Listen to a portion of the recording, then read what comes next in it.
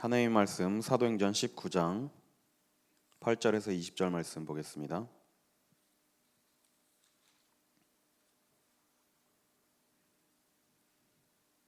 사도행전 19장 8절에서 20절입니다. 바울이 회당에 들어가 석 달 동안 담대히 하나님 나라에 관하여 강론하며 권면하되 어떤 사람들은 마음이 굳어 순종하지 않고 무리 앞에서 이 도를 비방하거늘 바울이 그들을 떠나 제자들을 따로 세우고 두란노서 원에서 날마다 강론하니라. 두 해 동안 이같이 하니 아시아에 사는 자는 유대인이나 헬라인이나 다 주의 말씀을 듣더라. 하나님이 바울의 손으로 놀라운 능력을 행하게 하시니 심지어 사람들이 바울의 몸에서 손수건이나 앞치마를 가져다가 병든 사람에게 얹으면 그 병이 떠나고 악귀도 나가더라. 이에 돌아다니며 마술하는 어떤 유대인들이 시험삼아 악귀 들린 자들에게 주 예수의 이름을 불러 말하되 내가 바울이 전파하는 예수를 의지하여 너희에게 명하노라 하더라. 유대의 한 제사장 스게와의 7 아들도 이 일을 행하더니 악귀가 대답하여 이르되 내가 예수도 알고 바울도 알거니와 너희는 누구냐 하며 악귀 들린 사람이 그들에게 뛰어올라 눌러 이기니 그들이 상하여 벗은 몸으로 그 집에서 도망하는지라. 에베소에 사는 유대인과 헬라인들이 다 이 일을 알고 두려워하며 주 예수의 이름을 높이고 믿은 사람들이 많이 와서 자복하여 행한 일을 알리며 또 마술을 행하던 많은 사람들이 그 책을 모아 가지고 와서 모든 사람 앞에서 불사르니 그 책값을 계산한즉 은 5만이나 되더라. 이와 같이 주의 말씀이 힘이 있어 흥왕하여 세력을 얻으니라. 아멘. 지금 우한에서 시작된 이 폐렴으로 인해서 전 세계가 매우 혼란스럽습니다. 대한민국은 말할 것도 없고요. 전 세계적으로 지금 위기 상황 속에 있습니다. 참 이런 걸 보면 우리 인간이 많은 것을 이루고 많은 것을 하고 대단한 존재 같지만 또 한편으로는 너무나 한없이 약한 존재인 것 같습니다. 이 바이러스는 눈에 보이지 않죠. 눈으로 볼 수 없을 만큼 작습니다. 그런데 우리에게는 이 작은 바이러스조차 지금 이길 힘이 없는 겁니다. 이 눈에 보이지 않는 작은 바이러스조차 이길 힘이 없음에도 불구하고 많은 사람들이 하나님이 계신다는 사실을 믿지 않습니다. 이 작은 눈에 보이지 않는 바이러스 이거 하나 이길 힘도 없으면서 하나님이 계심을 인정하지 않는 겁니다. 시편 53편 1절에 보니까 어리석은 자는 그의 마음에 이르기를 하나님이 없다 하는도다 이렇게 말씀하고 있습니다. 세상 사람들은 하나님을 믿지 않고 부정하고 있습니다. 그러나 반드시 우리가 알아야 될 사실은 우리 모든 사람은 하나님을 떠난 존재라는 사실입니다. 하나님이 안 계신다고 생각하지만 하나님은 반드시 계시고 지금도 우리에게 말씀으로 역사하고 계십니다. 그래서 우리는 지금 이러한 시기에 정말 우리가 영적인 답을 가지고 영적인 힘을 가지고 많은 사람들에게 답을 주고 많은 사람들을 살려야 될 줄 믿습니다. 하나님을 모르고 하나님을 믿지 않는 사람들은 일단 두더라도 우리 믿는 사람들, 하나님을 믿는 성도들은 영적인 힘이 있어야 됩니다. 어떤 사람들은 이렇게 얘기를 하죠. 왜 도대체 신천지에 빠지냐 이해할 수 없다. 당연히 우리 머리로 쓴 일을 할 수가 없죠. 어쨌든 우리가 영적인 힘이 없고 우리 안에 하나님의 말씀이 거하지 않고 우리가 그 능력을 체험하지 못한다면 당연히 신천지가 오면 그들에게 이길 수 있는 힘이 없는 겁니다. 영적인 힘이 없으면 끌려가게 될 수밖에 없습니다. 그래서 특히 복음 가진 우리는 이 영적인 힘을 회복해야 정말 세상을 살릴 수 있고 많은 사람들을 복음으로 살려낼 수 있습니다. 특히 하나님의 자녀들은 이 영적인 힘이 없고 영적인 원리를 모르면 불신자들보다 더 어려운 삶을 살 수밖에 없습니다. 그렇기 때문에 우리는 지금 이 시간 정말 영적인 힘으로 회복하고 영적인 힘을 누려야 될 줄 믿습니다. 이 힘을 누리면 우리는 많은 사람들에게 답을 주고 많은 사람들을 살릴 수 있게 됩니다. 그래서 우리는 기도의 비밀을 누려야 됩니다. 내가 정말 기도할 수 있고 지금 하나님이 나와 함께 하심을 누린다면 내가 어디에 있어도 상관없습니다. 지금 내 상황이 어떤 상황에 처해 있을지라도 전혀 상관없습니다. 기도의 비밀을 누리면 그 자리가 지금 있는 자리, 지금 내가 만나는 사람, 내가 있는 현장이 최고의 응답의 자리인 것입니다. 요셉은 노예로 끌려갔음에도 불구하고 노예로 팔려갔지만 어디서나 기도의 비밀을 누렸습니다. 노예로 있을 때도 또 감옥에 있을 때도 이 기도의 비밀을 누리고 있으니까 요셉은 영적인 힘이 있는 그런 사람이 됐죠. 어느 정도냐? 보디발이 요셉을 보고 느꼈습니다. 아, 이 친구는 뭐가 있다. 이 친구한테 맡기면 모든 것이 다 형통하게 잘 되는구나. 나중에는 집안의 모든 살림을 요셉에게 맡기고 자신이 먹는 음식 외에는 아무것도 간섭하지 아니하였다고 말씀은 기록하고 있죠. 요셉이 누린 힘이 무엇이냐? 하나님이 함께 하심을 누린 겁니다. 기도의 비밀을 가지고 하나님이 함께 하심을 누렸습니다. 여호와께서 요셉과 함께 하심으로 그가 형통한 자가 되었다고 분명히 말씀은 증거하고 있습니다. 하나님이 함께 하시는 비밀을 기도로 누릴 때 영적인 힘을 갖게 되고 또 그 비밀이 그 힘이 많은 사람들에게 전달되게 되는 것입니다. 그리고 또 요셉은 노예로 있으면서 최고의 자리까지 올라가고 이제 잘 되는 것 같았지만 또 억울하게 누명을 쓰고 감옥에 가게 됩니다. 그런데 그 현장 속에서도 요셉은 영적인 힘을 누렸습니다. 어느 정도로 영적인 비밀을 누렸냐?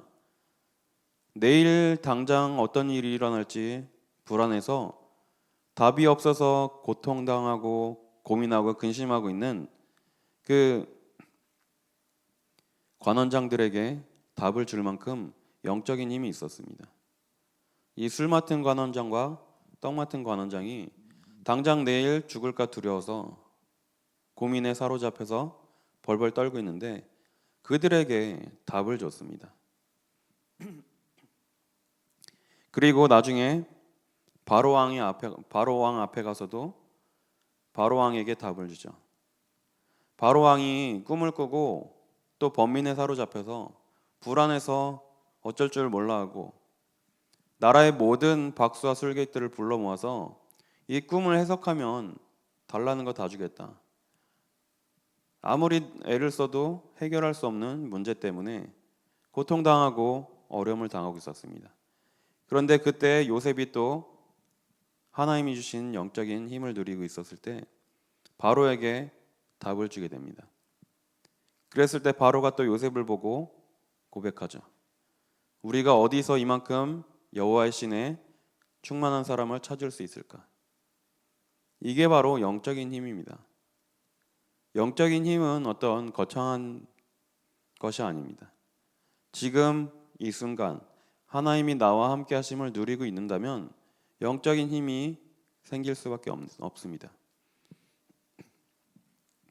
다윗이라는 인물도 들판에서 양을 지키고 곰과 사자와 싸우고 그 외로운 시간 속에서 하나님이 함께 하심을 누렸습니다. 다윗은 찬양의 비밀을 가지고 하나님과 통하는 기도의 비밀을 누렸습니다. 또 다윗에게 어떠한 능력이 어떠한 힘이 있었냐? 다윗이 수금을 켜고 찬양할 때 악귀가 떠나는 이런 역사가 일어날 만큼 다윗에게도 영적인 힘이 있었습니다. 그리고 돌을 던지는 그 전문성을 키우면서 하나님이 함께 하심을 누렸습니다. 그런데 어느 날 하나님이 사건을 준비하시고 그 돌 던지는 일로 골리앗을 쓰러뜨리게 하시죠. 다윗은 하나님이 주신 언약을 알았고 하나님이 함께 하시는 비밀을 누렸습니다. 다윗이 어릴 때 누린 비밀이 무엇이냐? 기름 부음을 받고 여호와의 영에 크게 감동되었다고 말씀은 기록하고 있습니다. 다윗은 매일매일 찬양을 통해서 하나님과 함께함을 누리고 기도의 비밀을 누렸습니다. 그렇기 때문에 다윗은 어딜 가든지 누구를 만나든지 어떤 위기 속에서도 흔들리지 않고 하나님을 바라고 하나님께 찬양할 수가 있었습니다. 다윗이 나중에 이제 아들들이 역모를 일으키고 도망자의 신세가 되었는데 그때도 다윗은 흔들리지 않았습니다. 진짜 힘 있는 사람은 힘으로 다른 사람들을 누르는 게 진짜 힘 있는 사람이 아니더라고요. 내가 힘이 없을 때라도 다른 사람을 용서할 수 있고 다른 사람을 품을 수 있는 게 진짜 힘인 것 같습니다. 다윗이 압살롬의 반란 때문에 도망을 다니는데 이제 도망자의 신세죠. 그런데 시므이란 사람이 다윗에게 와서 막 돌을 던지고 다윗에게 저주를 퍼부었습니다. 그때 다윗의 부하가 칼을 꺼내 들고 죽이려고 할 때 다윗은 말렸습니다. 저 사람이 하는 저 말이 지금 하나님이 나에게 하시는 말씀일 수도 있다. 그리고 평생 젊은 시절을 자기를 죽이려고 쫓아다녔던 사울 왕도 그냥 두고 손끝 하나 대지 않았습니다. 왜 그럴 수 있었냐? 다윗에겐 영적인 힘이 있었기 때문입니다. 사울 왕을 세우신 것도 하나님이시고 사울 왕을 패하시는 것도 하나님이심을 믿고 인정했던 다윗은 어딜 가든지 이 힘을 누렸던 것입니다. 죽음의 위기를 면하고자 동굴 속에 숨었을 때도 또 살려고 미친 척 연기를 하고 많은 어려움을 당했을 때도 다윗은 이 힘을 누렸습니다. 그것을 어떻게 알 수 있냐? 시편을 보면 우리가 알 수 있죠. 시편의 절반 정도를 다윗이 기록했는데요. 우리가 너무나 잘 아는 시편 23편 말씀이 있죠. 여호와는 나의 목자시니 내게 부족함이 없으리로다. 이 시편 23편을 기록한 때가 다윗이 왕이 되고 나라를 강건하게 만들고 많은 것을 누리면서 그 시간표에 쓴 시가 아닙니다. 죽음의 위기 속에서 당장 어떻게 될지 모르고 불안해서 두려움에 잡혀있는 이때에 다윗은 이 시들을 기록하고 고백했습니다. 어려움 속에서도 하나님이 나의 목자시니 내게 부족함이 없다고 고백한 것입니다. 바로 이게 다윗이 누렸던 영적인 힘입니다. 그래서 시편 42편 11절에 내 영혼아 네가 어찌하여 낙심하며 어찌하여 내 속에서 불안해하는가? 너는 하나님께 소망을 두라. 나는 그가 나타나 도우심으로 말미암아 내 하나님을 여전히 찬송하리로다. 지금 우리에게 필요한 말씀인 것 같습니다. 우리는 세상을 보고 현실을 보면 낙심하고 어려움을 당할 수밖에 없습니다. 그래서 우리는 하나님께 소망을 둬야 되는 것입니다. 이 말씀은 세상을 아예 쳐다보지 않고 세상을 등지고 나 몰라라 하라는 그런 말씀이 아니죠. 먼저 우리가 하나님께 집중하고 영적인 힘을 누리고 이 비밀을 누려야 세상을 살릴 수 있고 많은 사람들을 살릴 수가 있습니다. 그래서 오늘 하루도 하나님 주신 말씀을 언약으로 붙잡고 기도 속으로 들어가시길 바랍니다. 오늘 기도 수련 말씀처럼 기도란 하나님을 향한 집중이다. 우리가 하나님께 집중하고 지금 하나님이 나와 함께 하심을 누리는 게 진정한 기도입니다. 어제도 말씀드렸지만 이번 주에 계속해서 이제 이 얘기를 하지만 우리가 영적인 비밀을 모르고 이 영적인 힘을 놓친다면 절에 가서 기도하는 사람이나 성당에 가서 기도하는 사람이나 산에 올라가서 기도하는 사람이나 별반 다를 바가 없습니다. 우리가 이방인들이 구하는 것을 놓고 기도한다면 우리도 마찬가지로 종교인이 되고 종교 생활을 할 수밖에 없는 것입니다. 그런데 예수님께서 분명히 말씀하셨죠. 무엇을 먹을까, 무엇을 입을까, 무엇을 마실까? 걱정하지 마라. 이것들은 다 이방인들이 구하는 것이라고 말씀하셨습니다. 그러면서 그런즉 너희는 먼저 그의 나라와 그의 의를 구하라. 그리하면 이 모든 것을 너희에게 더하시리라 분명히 약속하셨습니다. 우리는 무엇을 먹을까, 무엇을 마실까, 무엇을 입을까 구하는 게 아닙니다. 하나님께서는 우리에게 이 모든 것들이 필요할 것을 아신다고 말씀하셨습니다. 그렇기 때문에 우리는 먼저 그의 나라와 그의 의를 구해야 되는 것입니다. 그럴 때 이방인들이 구하는 이 모든 것은 이 모든 것을 너희에게 더하시리라고 약속하셨습니다. 그래서 우리는 이 영적인 축복을 바로 알고 현장에 전달하는 중요한 사명을 감당해야 됩니다. 오늘 사도행전 19장에 보면 바울도 마찬가지로 이 힘을 누리고 이 비밀을 누렸던 사람입니다. 그래서 회당에 들어가서 석 달 동안 담대히 하나님 나라에 관하여 강론하며 권면하되. 그런데 어떤 사람들은 이 말씀을 듣고도 순종하지 않고 이 도를 비방했다고 말씀하고 있죠. 그래서 이렇게 말씀을 증거하는데 10절에 보니까 2해 동안 이같이 하니 아시아에 사는 자는 유대인이나 헬라인이나 다 주의 말씀을 듣더라. 바울은 영적인 힘을 가지고 영적인 비밀을 누리고 이 축복을 현장에 전달했습니다.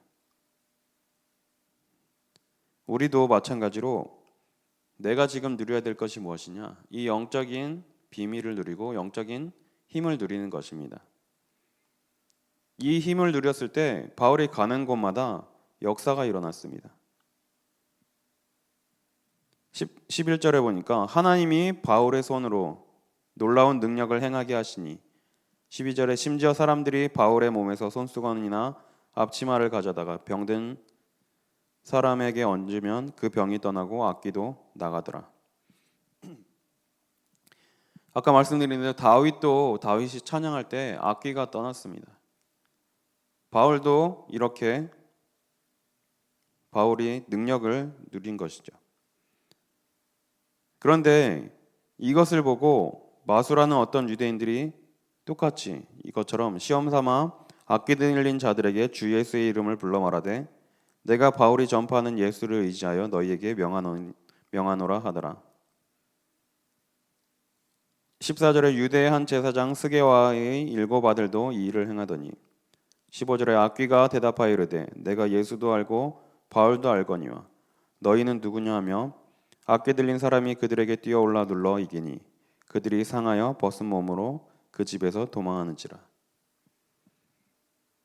종교인들은 능력이 나타나는 것 같지만 이렇게 실패할 수밖에 없습니다. 지금 당장은 능력이 나타났고 지금 당장은 어떤 힘을 누리는 것 같지만 결국은 무너지게 되는 겁니다. 그래서 우리는 정말 지금 나와 함께 하시는 하나님께서 보내신 그 그리스도를 누리고 이 복음의 비밀을 누려야 될 줄 믿습니다. 그래서 이 말씀을 붙잡고 24시의 비밀을 누려야 됩니다. 아까 말씀드린 대로 요셉, 다윗, 바울 이런 모든 성경의 인물들은 24시의 비밀을 누렸습니다. 어딜 가든지 무엇을 하든지 누구를 만나든지 하나님이 함께 하시는 비밀을 지속해서 누리고 있었습니다. 다윗은 아까 말씀드린 대로 들판에서 찬양하면서 하나님이 함께 하심을 24시간 누렸습니다. 그런데 하나님이 어느 날 사건을 만드시고 다윗의 능력이 아닌 하나님의 능력으로 골리앗을 쓰러뜨리는 역사가 일어나게 되죠. 요셉도 어느 날 하나님이 사건을 만드시고 바로 왕이 꿈을 꾸게 되는 그런 일이 벌어지게 됩니다. 그때 요셉이 나타나서 그 꿈을 해석했고 그때 다윗이 나타나서 그 골리앗을 쓰러뜨렸습니다.